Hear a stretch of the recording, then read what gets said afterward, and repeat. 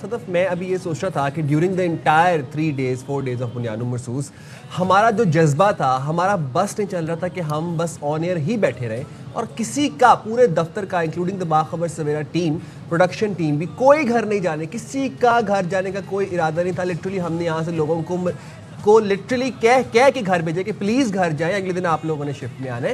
تو یہ جذبہ تھا ہم سب کا, ایز سویلینز ہم لوگوں کا یہ جذبہ تھا, اور مجھے لگتا ہے کہ میرے تو کریئر کی ہائی لائٹ ہے. اگر آپ اپنے اس جرنلسٹک کریئر کی بات کریں تو ظاہر ہے اتنا ٹائم ہو گیا اس فیلڈ میں, مگر پہلی بار میں نے ایک ایسا ماحول وٹنس کیا جب آپ کے ملک پر ایک ملک جارح ہو کر حملہ آور ہو گیا اور پھر آپ نے اس کا جواب دینا. بڑے چیلنجز تھے, لیکن اس میں مجھے ایک چیز کا اندازہ ہوا کہ جرنلسٹک جو ایتھکس ہیں وہ کتنی امپورٹنٹ ہیں. یعنی کہ ہم بھی ظاہر ہے اپنے ملک سے سب کو محبت ہوتی ہے, دنیا میں کسی بھی رہنے والے شہری کو اپنے ملک سے محبت ہوتی ہے, لیکن اس محبت میں, اس جذبہ حب الوطنی میں بھی ہم ہوش سے کام لے رہے تھے.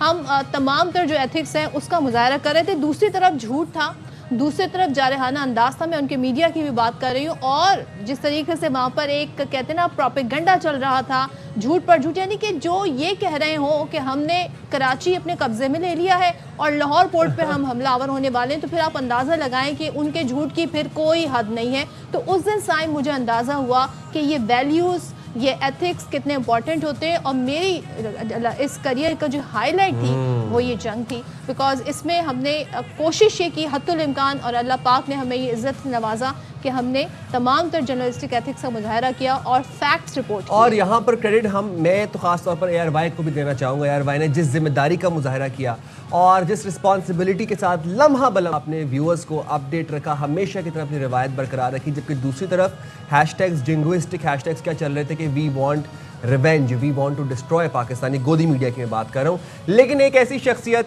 ہمارے ایک ایسے کولیگ, ہمارے ایک ایسے سینئر جنہوں نے ہمارا جوش اور ہمارا ولولہ برقرار رکھا, لہو گرمائے رکھا, اور رسپانسبلی کریڈیبلی فیکٹس رپورٹ کیے. میڈیا کا محاذ جس طرح انہوں نے سنبھالا, اور ریئل ٹائم میں پوری نیشن کو موٹیویٹ رکھا, اسپرٹس کو ہمارے ہائی رکھا, اور جس طریقے سے انہوں نے لیڈ کیا اس ٹرانسمیشن کو, تو ہم کہیں گے ہیٹس آف ٹو ہم. ہم بات کر رہے ہیں نن ادر دین معروف اینکر وسیم بادامی کی, اور ان کے جو احساسات تھے, ان کا جو جوش تھا, جو ان کا ولولہ تھا, انہوں نے ٹرولی ریپرزینٹ کیا پوری نیشن کو اپنے اس انداز سے.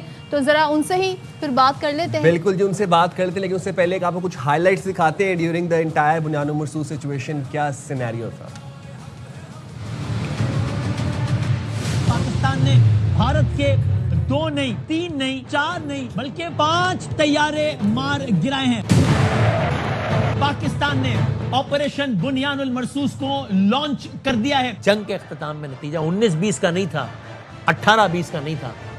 اس جنگ کا فاتح ایک ہی ہے, اس کا نام پاکستان. کیا بات ہے. تو ہم نے کہتے ہیں نا بڑے زبردست انداز سے وسیم بادامی نے ساری ٹرانسمیشن کو لیڈ کیا. ہمارے ساتھ اس وقت موجود ہیں. Thank you so much Wasim for joining us. سب سے پہلے تو یہ بتائیے گا کہ مارکہ حق کے موقع پر ظاہر ہے ایک میراتھن ٹرانسمیشن کا سلسلہ جاری تھا, نہیں معلوم تھا کہ نیکسٹ سٹیپ کیا ہو سکتا ہے, اب کیا ہو سکتا ہے. اس دوران عوام کو باخبر رکھنا, فیکٹس کو رپورٹ کرنا, ذمہ داری کے ساتھ رپورٹ کرنا, کیسے آپ کے تاثرات تھے, کتنا چیلنجنگ تھا, اور یہ آپ نے کیسے کیا, ذرا ہمیں اس سے بتائیے گا. جی بسم اللہ الرحمن الرحیم. ایک تو پوری قوم کو بہت بہت مبارکباد. الحمدللہ ہم نے وہ لمحات, ہم بہت خوش نصیب ہیں کہ ہم نے ایسے دور میں زندگی پائی ہے جب ہمارے وطن نے یہ کامیابیاں دیکھی ہیں جس کا صرف ہم دعویٰ نہیں کر رہے ہیں, ہم دعویٰ کر رہے ہیں اور دنیا اس کی تصدیق کر رہی ہے الحمدللہ.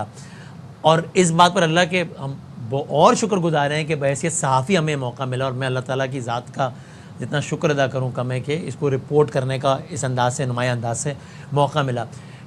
ایسے ایک نہیں, ایسے بہت سارے لمحات تھے کہ کبھی خوشی سے, کبھی غم سے, کبھی غصے سے, کبھی جذبات کی وجہ سے اپنے آپ کو قابو کرنا مشکل ہوا ہو. لیکن الحمدللہ یہ میں صرف اپنی بات نہیں, پورے پاکستانی سائڈ کی بات بھی کروں, انڈین سائڈ کی بات بھی کروں, تو آپ کو ایک واضح فرق نظر آئے گا کہ جوش وہاں بھی تھا, جوش یہاں بھی تھا. بالکل جذبات تھے, ظاہر وطن کے معاملے میں جذبات نہیں ہوں گے تو اور کس چیز پہ جذبات ہمارے ابھرنے چاہیے. وہاں جوش میں گالی تھی, غصہ تھا, جھوٹے دعوے تھے اور لغو زبان تھی. یہاں جوش میں ایمان تھا, اخلاقیات تھی اور ہوش تھا.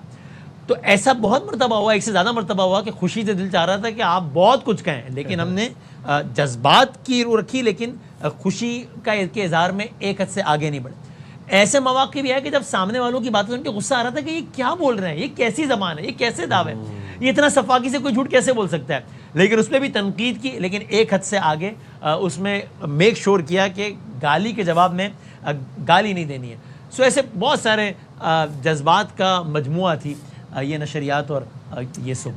اچھا وسیم بھائی, مارکہ حق میں پاکستان نے بھارت کا غرور تو خاک میں ملایا, دنیا نے دیکھا, دنیا نے لکھا, دنیا معترف بھی تھی اس چیز کی, اور کامیابیوں سے جڑی ایک ایک خبر کو آپ بتا رہے تھے اور آپ وہ رپورٹ کر رہے تھے, بریک کر رہے تھے, ایکسٹینسو ٹرانسمیشن کا سلسلہ جاری تھا.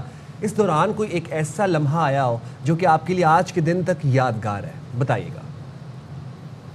اچھا بلا شبہ بہت سارے یادگار لمحات تھے, ٹھیک آپ نے, لیکن ایک لمحہ جو بہت زیادہ یادگار تھا, جو کہ ہائی لائٹ ہے نا, وہ تھا کہ جب میں ٹرانسمیشن کرنے کے لیے بیٹھا تھا, جب بہاولپور والا اٹیک ہوا تھا اور اس کے بعد ڈاگ فائٹ ہوئی تھی, 100+ طیارہ ہوا میں تھا, ہم نے نشریات شروع کی, اور جب نشریات شروع کی تب مجھے بتایا گیا کہ بھائی جواب دیا ہے پاکستان نے. اچھا, اور بہت تگڑا جواب دیا. اچھا اس سے کچھ منٹ پہلے کا ماحول کچھ اور تھا, کیونکہ کچھ منٹ پہلے کا ماحول تھا ارے انڈیا نے اٹیک کر دیا, ارے بہاولپور پہ حملہ ہو گیا, ارے بچے شہید ہو گئے, ارے کیا ہو گیا.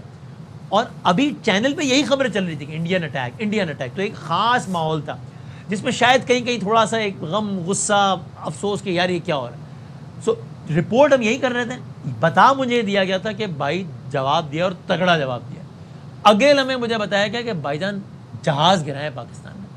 اس کے اگلے لمحے یہ بتایا گیا کہ رافیل گرا ہے, اور پھر بتایا گیا کہ ایک رافیل نہیں گرا, ایک سے زیادہ رافیل گرا ہے, ایک جہاز نہیں گرا, ایک سے زیادہ جہاز گرا. تو وہ ہائی لائٹ تھی میرے لیے, اور مشکل اس لیے تھا کہ ہم چونکہ ذمہ داری کے ساتھ یہ سارا کام کر رہے تھے. اس وقت مجھ سے کہا گیا کہ خبر یہ پکی ہے, بریک ہم ابھی نہیں کریں گے, آپ اپنے ذہن میں الفاظ سوچ لیں کہ جب ہم آپ کو گو ایڈ دیں گے بادامی صاحب, تو آپ نے کن الفاظ میں اس خبر کو قوم تک پہنچانا ہے. ابھی نہیں, چونکہ ہم ہر ذریعے سے کنفرم کر رہے ہیں, کیونکہ ہم نے کوئی ایسی ہوائی فائر نہیں کرنا. پھر کچھ ٹائم گزری تو وہ خبر لے کے ایبزارب کرنا اور ویور تک نہ پہنچانا وہ بڑا امتحان تھا. یہاں تک کہ وہ لمحہ آیا کہ مجھے کہا کہ اوکے جی بریک کریں گے, کہ جی 5 طیارے گرے.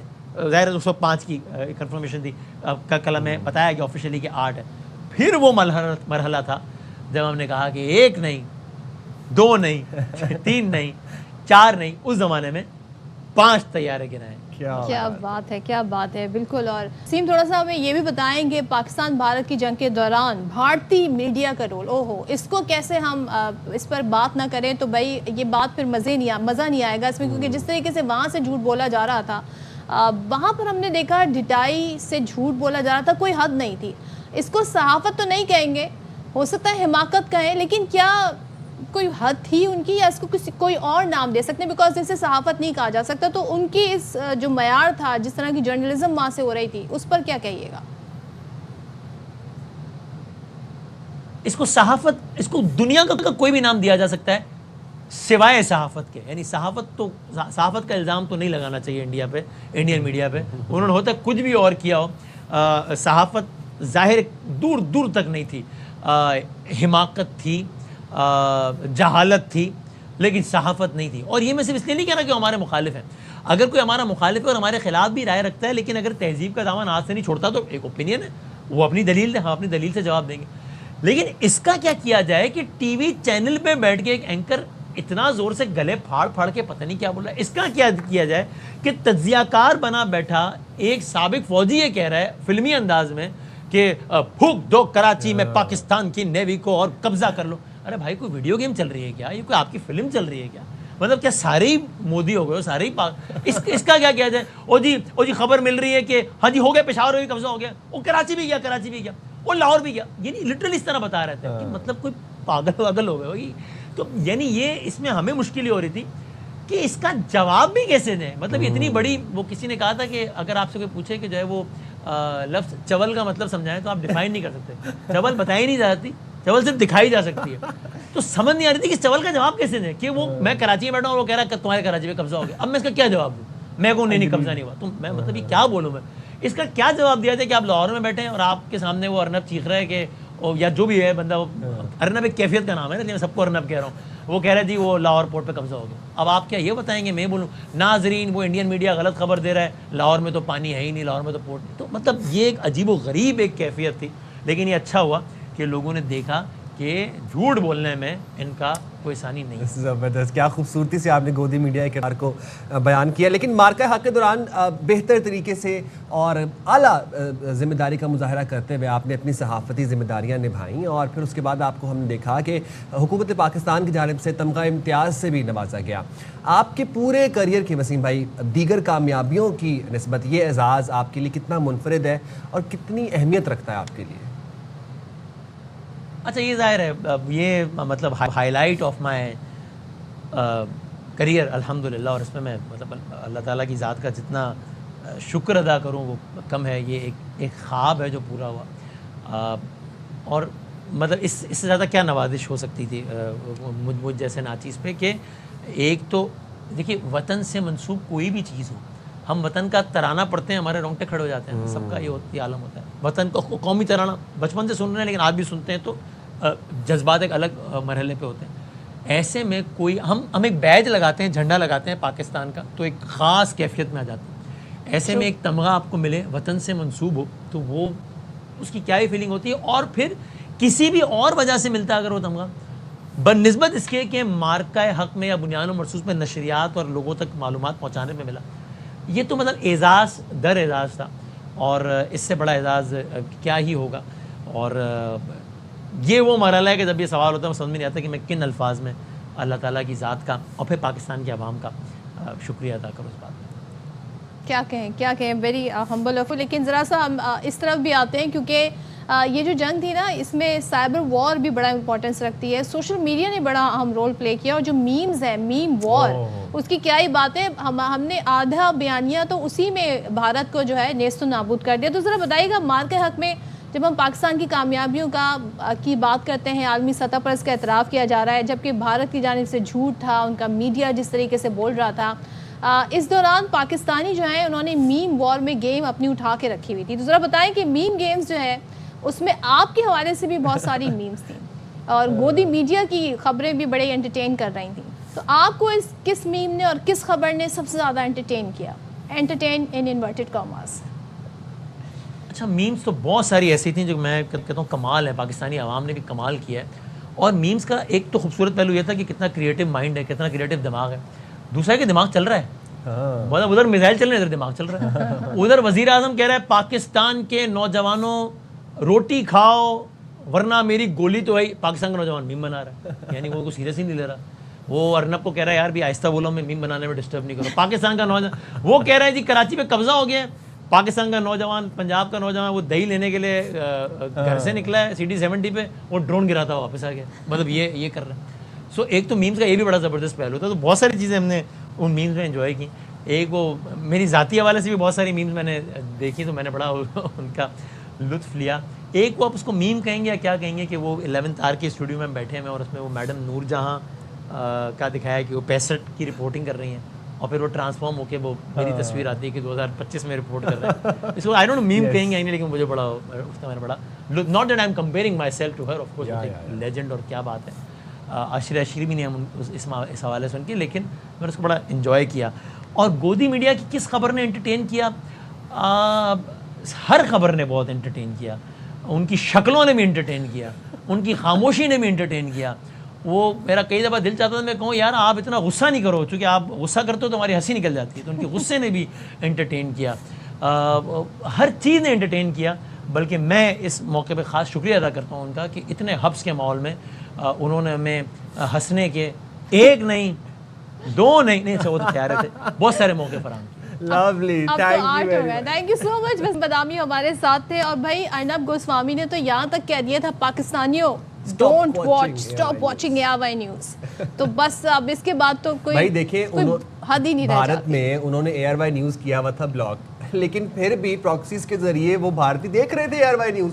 کیونکہ ظاہر ہے دوسری سائڈ کی سٹوری بھی تو جاننا بہت ضروری ہے. اب وہ چاہ رہے تھے کہ انفارمیشن بلیک آؤٹ ہو جائے, ہم جو دکھا رہے ہیں ارنب چترا انجنا جو بول رہی ہیں انہیں پہ سب بلیو کریں, لیکن نہیں, سین لوگ بھی ہوتے ہیں. ڈرامیٹک ہیں, بالی ووڈ ایفیکٹ ہر جگہ نظر آتا ہے. اچھا بالی ووڈ میں ہی بس اسکرپٹ میں ہی وہ جیت سکتے ہیں. آپ وہ بھول گئی ہیں وہ جو گرین اسکرین پہ بیٹھ کے جہاز اڑا رہی تھی اینکر, اور وہ ایسے ایسے باقاعدہ پراپر, اب وہ جو ایک ایسے ایسے کر کے کہہ رہی تھی جی فلاں پہ قبضہ کر لیا, یہ قبضہ کر لیا, ان کو گرفتار کر لیا. بس میں صحیح کہہ رہے تھے کہ ان کی شکلیں دیکھ کے ہمیں ہنسی آ رہی تھی, کہ ان کے تاثرات جو بنے ہوئے تھے, جو بے بسی کے عالم میں یہ چیخیں مار رہے تھے, ہمارے لیے وہ بہت انٹرٹیننگ تھا. We don't enjoy wars and war mongering, but ان کی حرکتیں ہمارے لیے بڑی ایک مزاح خیز حرکتیں تھیں.